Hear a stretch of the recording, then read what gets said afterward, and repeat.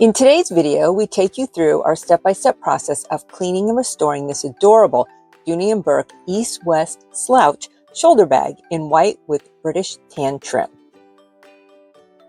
This Dooney was an awesome thrifted find that we took from pre-loved to reloved. East-West bags are all the rage on the spring fashion runways, and this beauty is ready for her second debut. Today we're sharing how we brought her back to life. We'll have everything we used in the process linked in the description box below. Welcome to the Velvet Muzzle, where we specialize in giving pre-loved vintage and luxury bags a second chance.